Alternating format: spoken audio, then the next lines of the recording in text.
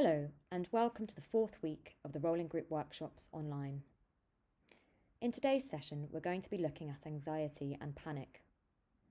Many of us will currently be experiencing a lot of anxiety and uncertainty about the future, wondering when lockdown will end, what will happen after lockdown, what the future looks like, how long we'll need to keep social distancing for, the health of our friends and family, and the future of our jobs and finances.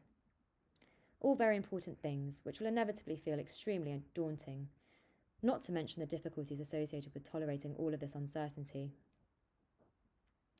In today's group workshop, we hope to offer you some useful advice and guidance on how to manage your anxiety, to help you gain a better understanding of anxiety and panic, and introduce you to steps that you can take towards managing and overcoming your symptoms.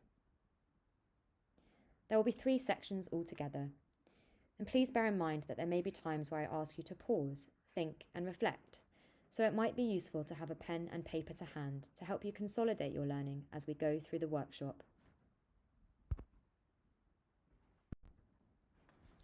So let's get started, shall we? Here's section 1.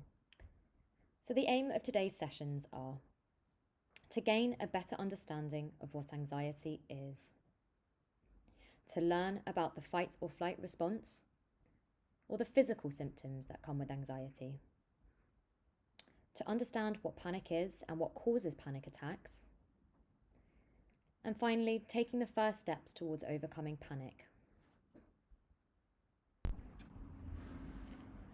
Let's start off by thinking about what anxiety actually is. Anxiety is a feeling of apprehension or fear. It often comes with a heightened perception of threat or danger, and it can be hard to identify where this perception of danger or fear comes from. This can cause a lot of distress. Typical symptoms of anxiety are fear, uneasiness, sleep problems, heart palpitations, lack of concentration, nausea, tension, shortness of breath, and worrying.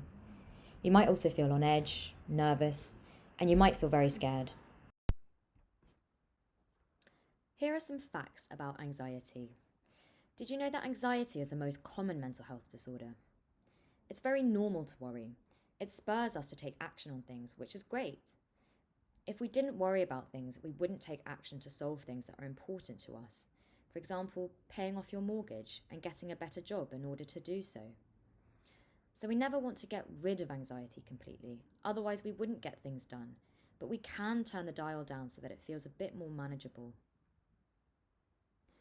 Women are twice as likely to suffer from an anxiety disorder than men, with the exception of post-traumatic stress disorder and social anxiety.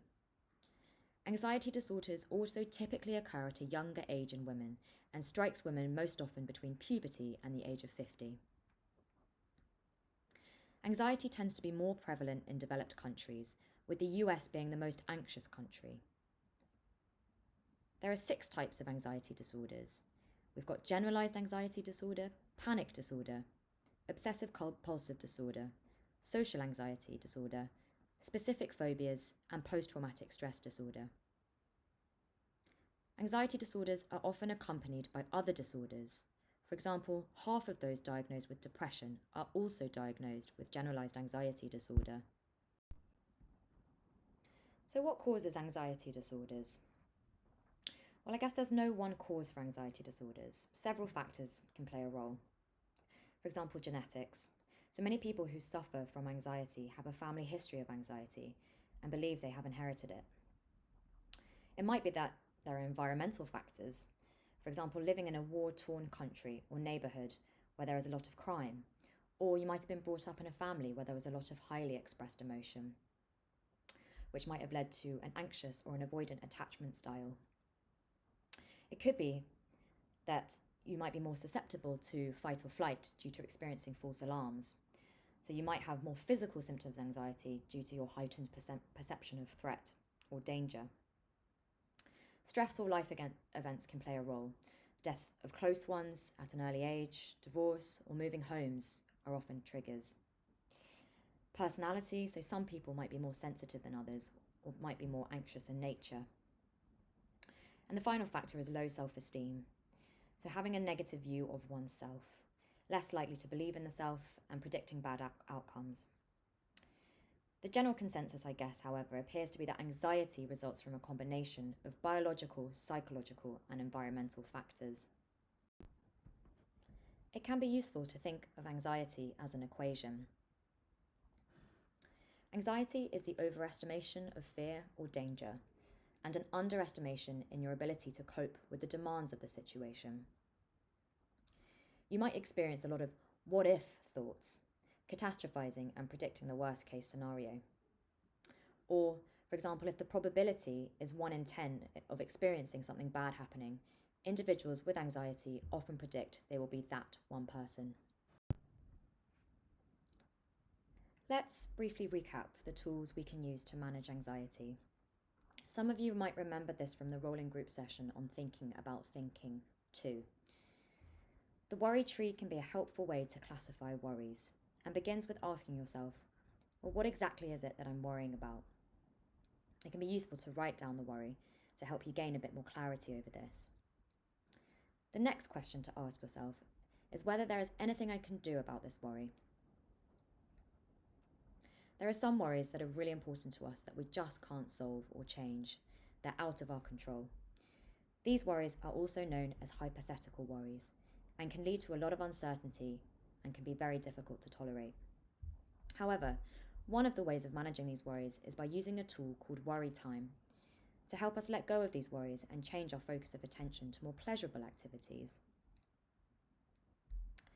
Worries that we can take action on are also known as practical worries, and these can be managed using problem-solving skills.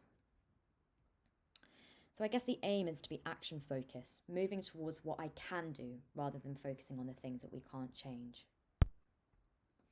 Moving on to the fight or flight response.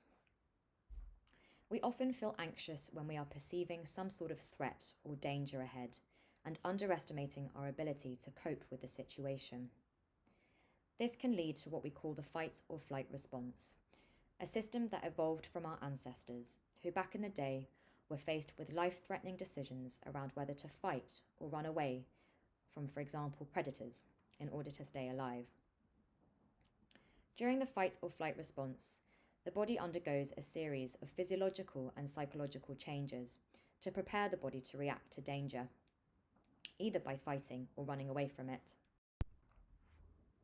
Although we're not faced with the same saber-toothed tigers our ancestors were faced with thousands of years ago, the fight or flight response did somehow manage to find its way into the 21st century, mainly because it's a survival instinct.